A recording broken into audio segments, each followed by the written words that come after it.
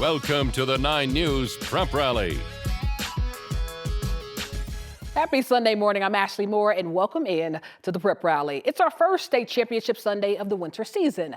But before we get there, one football team in the state is making news in the offseason.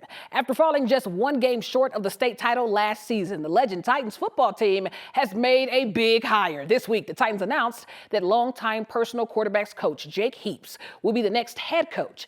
And if that name sounds familiar, Heaps was Russell Wilson's longtime QB coach. So I'm interested to see if Legend will now be a passing team, because this last season they relied heavily on the run. But what a hire.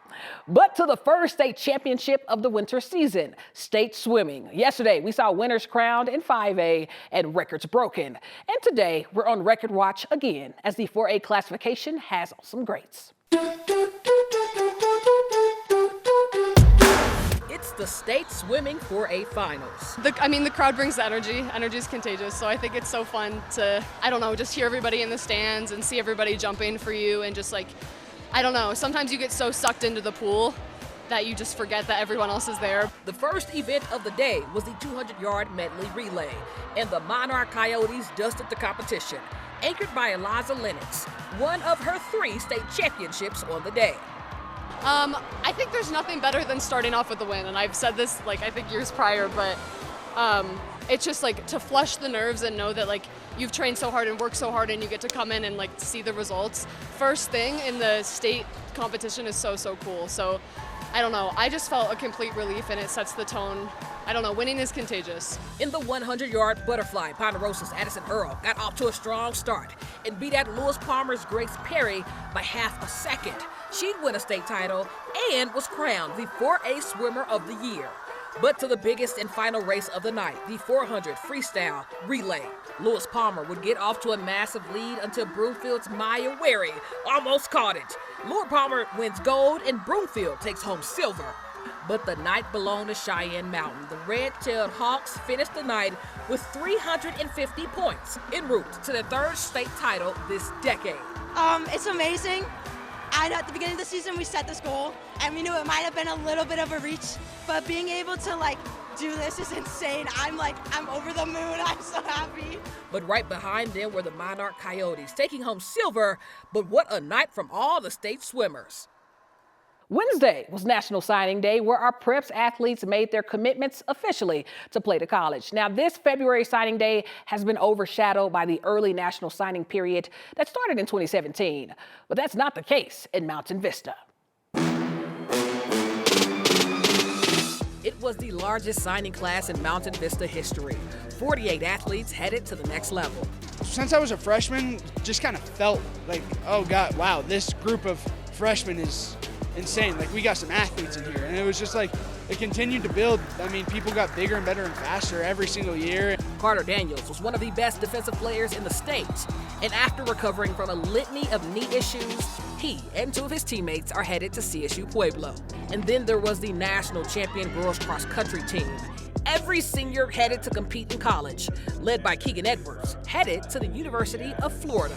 From day one, we did it as a team, and the ultimate goal was just to get to this point, and we couldn't have done it without each other, and it's such a huge honor to be able to do it with all those other girls beside me. Over at Arvada West, Saylor Swanson and Sarah Walker became 2 of the first flag football signees in Colorado, headed to William Woods University, also to play basketball. Yeah, I'm really excited to play 2 sports. Flag football is so much fun, and I love playing quarterback.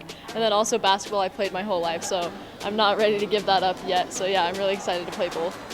I went back and forth a lot between a few schools. I had an opportunity to play at some pretty good basketball programs in Colorado. But I ultimately didn't want to give up my flag football career and also basketball. So having an opportunity to play both was a big deal for me. And then there were the star-studded Columbine Rebels, led by James Big Hit Basinger, headed to South Dakota State. And it's a dream come true. Growing up, ever since I was a little kid, man, when my dad moved into our house, he just he really, opened me up to football. And so ever since second grade, man, I've just been playing and looking up to the best players in the NFL and hoping that I'll reach there someday. So this is just the first step, man. But over at Broomfield, the reigning state champions in football are saying goodbye to some key leaders. Gio Toledo, Darian Jackson, Mikhail Benner, Tyler Crew, Mason Smalley, and C.T. Worley, all headed to the next level.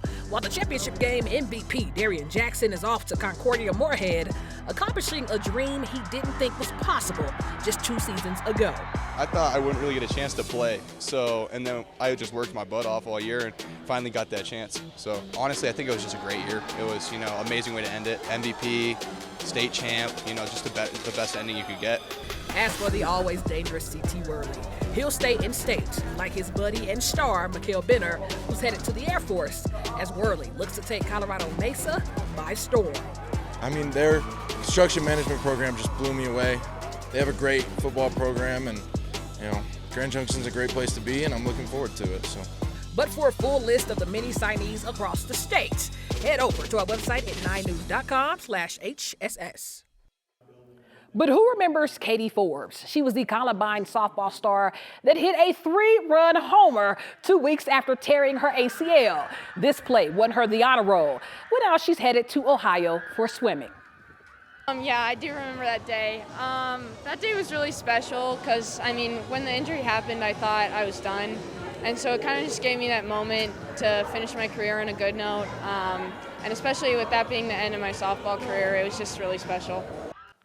But what do you wear to signing day? Everyone knows you rock some merch from your college. But for Columbine's Gracie Waters, she made her own fit, headed to Bemidji State to play soccer.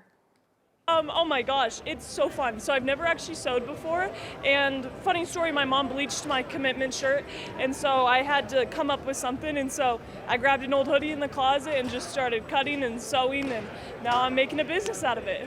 I want to be an interior designer, so just being able to design something and put it and be able to wear it is just a huge accomplishment for me. And last but not least, Mountain Vista's John Wakamura is headed to the next level to play disc golf at Liberty University. And I'll be the first to say I did not know this was a collegiate sport, but shout out to John for paving the way.